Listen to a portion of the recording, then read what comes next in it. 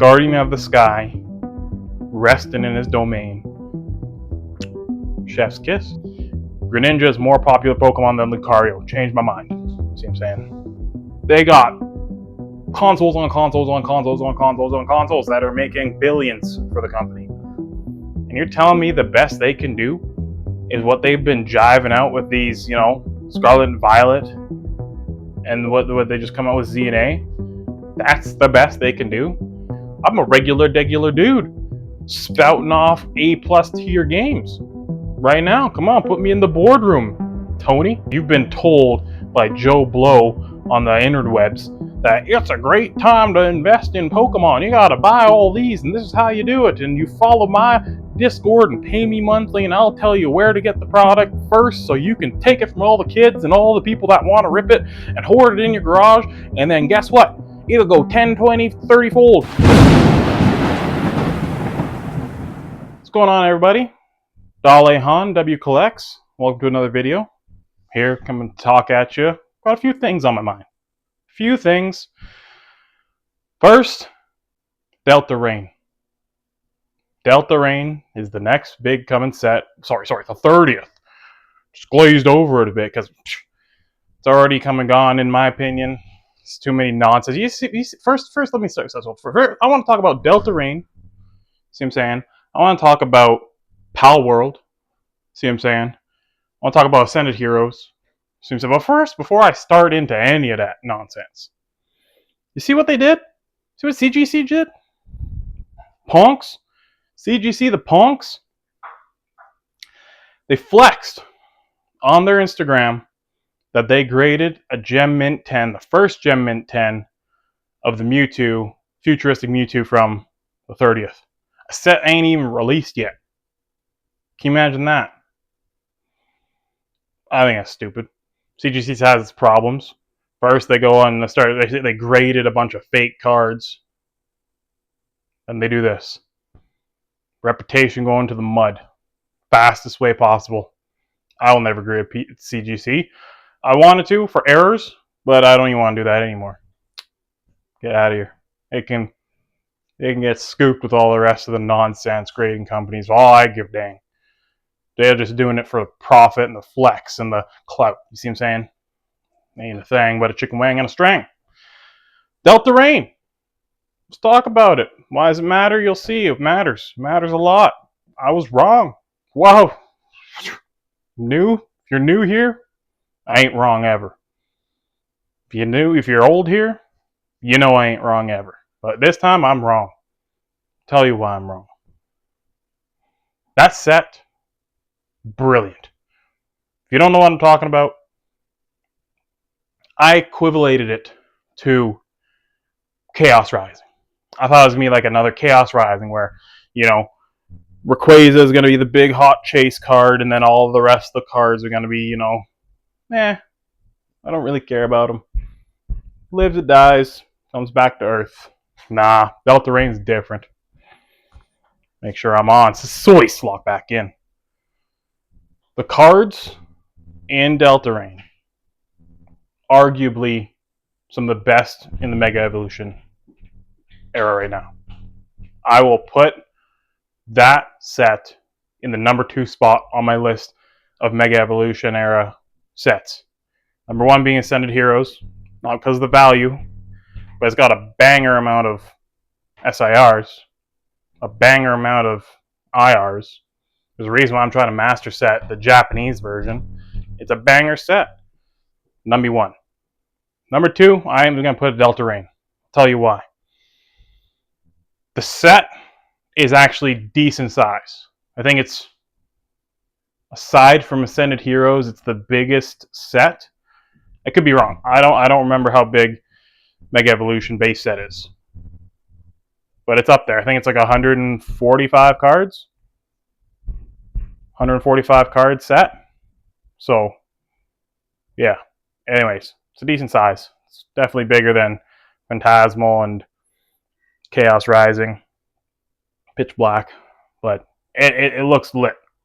All right, I thought it was going to be another Chaos Rising. I don't think it's going to kill the hype like I thought it was.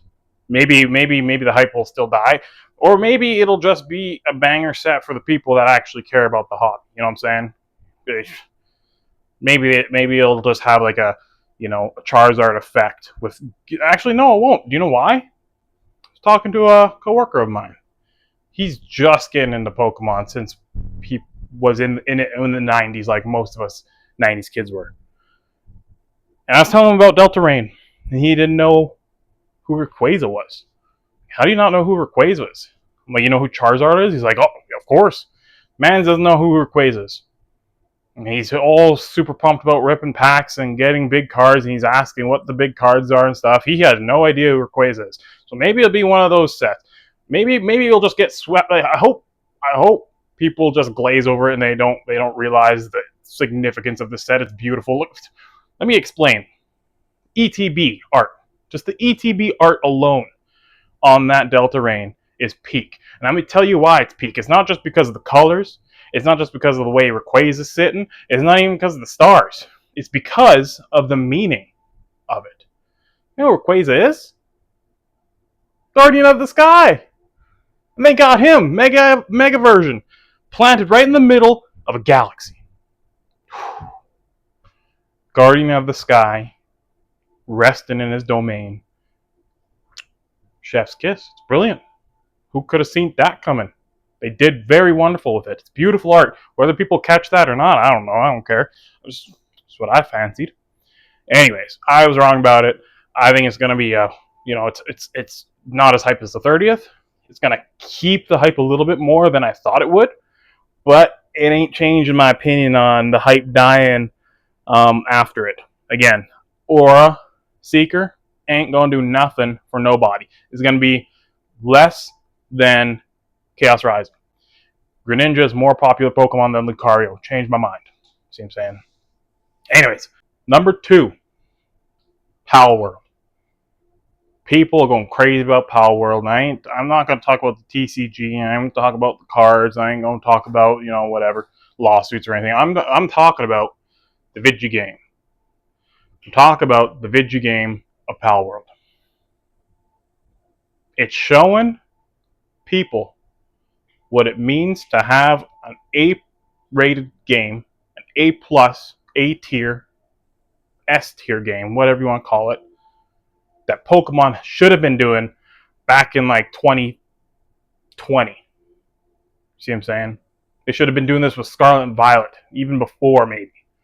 But, video games come a long way.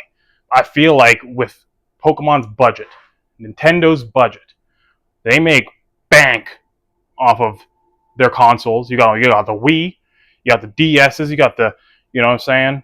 You got the Switches. They got consoles on consoles on consoles on consoles on consoles that are making billions for the company. And you're telling me the best they can do is what they've been jiving out with these, Scarlet and Violet, and what they just come out with Z and A? That's the best they can do? I'll tell you why. I ain't a big fan of Pokemon games since I was playing them as a kid on Game Boy. I didn't even play them that much then. But they were definitely better because they were with the times. You see what I'm saying? They were of the standard of what was out there. Yeah, there might have been some outliers there, but for the most part, that's what it was. Those games were mimicking similar games in that time. But now you see what's happening with the gaming world. You got massive survivals. You got massive multiplayer online games. You got open world concepts. You got brilliant graphics. You got mid to A tier storyline. You got longevity. What does Pokemon really have that with any of their new games? No. They've been dropping the ball like crazy. Why? I personally think it's been because of greed. They know they can come out with slop and be sloppy about it, and people still buy. They haven't been buying as much as the data has been shown, but people still buying. Then comes Palworld, a game that morphs Pokemon with survivability, craftability, all this goodness. story, all this lore, all this wonderful things that people have been begging to be in like a Pokemon game. They did it. Pokemon tried to shut it down, didn't work. Glad it didn't work, because now the hope is Pokemon can come out with a banger. You see what I'm saying? Imagine Pokemon World, they call it. Pokemon World. Come explore why you love Pokemon. That marketing team, if you're watching Pokemon, there, you steal that. Go ahead, take it. Brilliant. You'll get billion sales in the first week just by that headline alone. Can you imagine, with their budget, if they want to just make an S tier game with proper storyline? You can make a survival game. Like, you can even make, like, oh my god, the I picture you sitting out at night around a campfire. You're trying to survive. You're trying to build. You got your flame. You have your starter Pokemon that you found. Maybe you got another Pokemon that you found. They're chilling with you by the fire, trying to stay. And there's a plague that hit the world of Pokemon. Oh my goodness. Turns all these other good Pokemon into bad Pokemon, and it turns bad Pokemon into worse Pokemon. And they're kind of like zombies kind of thing. And, you got to keep them from aggroed. Now you got to survive against them. You got to figure out a cure for them. Every time you catch a new Pokemon, you got to go through an elixir situation and crafting and, alchemy to scrub them and make them healthy again before you can use them as a regular Pokemon. Imagine that. I'm a regular dude spouting off A+ tier games right now. Come on, put me in the boardroom, Tony. Let me in there. Give you some ideas. Anyways, just imagine that. It's a big deal, and you should care. Anything that's happened to Pal World is a good thing for Pokemon, because competition is great. Competition is wonderful. It is needed, because if you want your product to be profitable and successful, you got to make it better than the next. See what I'm saying? That's what Pal World did against Pokemon. That's why it's better than Pokemon. And then Pokemon's going to be like, oh yeah, watch this. Ratat! Boom! Drops a nuke on the whole gaming community. They incorporated Epic AI and all this craziness. They paired with, Rockstar. I'm just kidding. They probably would never do that, but I'm just saying. There's potential there. It's a choice. Just got to make sure. So that's a big deal. Hopefully they take the hint and they come out with some heat. All right? So that's important. The next thing I want to talk about is Ascended Heroes. Why does it matter? Ascended Heroes is arguably the most sought after set, the most popular set in the modern era. I don't care if you want to throw Destined Rivals in my face. I don't care if you want to throw Prismatic. I don't care. Ascended Heroes is arguably the number one hyped set, besides the 30th, ever in the modern world of TCG Pokemon. Okay? Let that fester. What have I been noticing online? Panic sales of Destined Rivals. Because, oh my goodness, a reprint is coming. I've been told they will not do it. Reprints. They don't care. Pokemon's making a bank amount of money. Well, guess what? They're going to make a bank amount of more money. They reprint things. They're going to reprint. They've been reprinted. They reprinted sets back in 2023 when I started getting back in the hobby, when there was product everywhere. They reprinted everything. They reprinted Evolving Skies, which was still on shelves. They're going to reprint. Doesn't matter if it's hype or low. Especially when it's hype, they're going to reprint it even more. Destined Rivals, Phantasmal Flames, maybe Mega Evolution. They might glaze over Mega Evolution, but they're definitely going to do Phantasmal Flames. And they're definitely 1,000,000% going to be reprinting Ascended Heroes like it's water. It's going to be everywhere. You thought they restocked Prismatic a bunch. They only did that because the set is getting older. They had to focus on it, but mainly the 30th with this printing that they did. Now they're going to probably do a little bit more Prismatic before it goes out of print, but they're going to focus heavily on the next sets. You know, Black Bolt, White Flare, I really hope they reprint like crazy. I want to rip more of that. It's a fun set. But they're going to reprint Ascended Heroes. So when I see people panic selling the Destined Rivals they've been hoarding, and I'm telling you right now, we have a massive hoarding problem when it comes to sealed Pokemon, especially ETBs, because all of these botters, scalpers, quick flippers, investor people, brother, the investment thing is its own other topic. I'm going to get into that a little later. But when you have that amount of people who are hoarding Pokemon because you've been told by Joe Blow on the interwebs that it's a great time to invest in Pokemon. You got to buy all these, and this is how you do it. And you follow my Discord and pay me monthly, and I'll tell you where to get the product first so you can take it from all the kids and all the people that want to rip it and hoard it in your garage. And then guess what? It'll go 10, 20, 30 fold. Shut up. You got tens of thousands of these people who are looking at all this product thinking that they've made it. But guess what? You did not remove the scarcity. The scarcity comes from the source. If Pokemon didn't print enough, that's true scarcity. If the demand was truly that hyped and people are buying this to rip and buying this to maybe keep a booster bundle or a booster box, 1 or 2 sealed in their collection just to have, and they're ripping the rest, and that's where all this scarcity is coming from, you got true scarcity.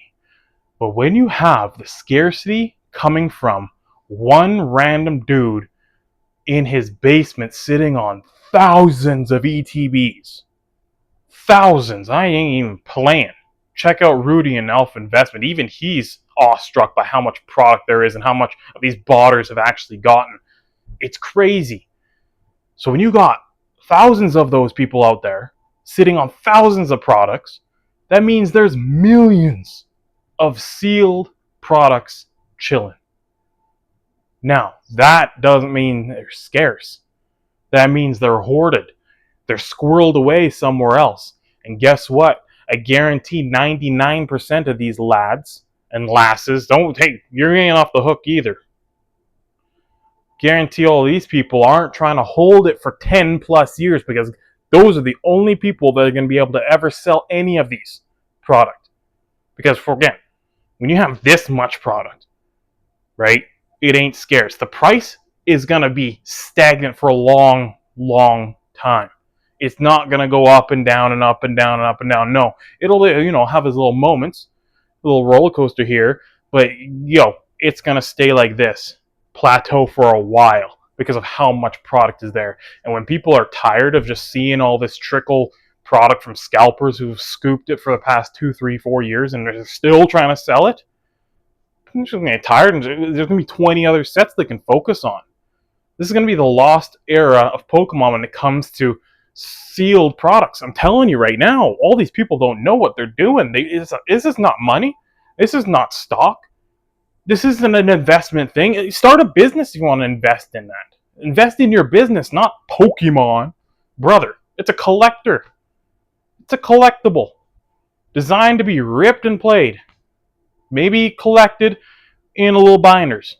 But it ain't for hoarding a storage locker worth, and 20,000 other people are doing the same thing in one state alone, let alone across the United States, Canada, and who else knows in Australia and all the rest of the world.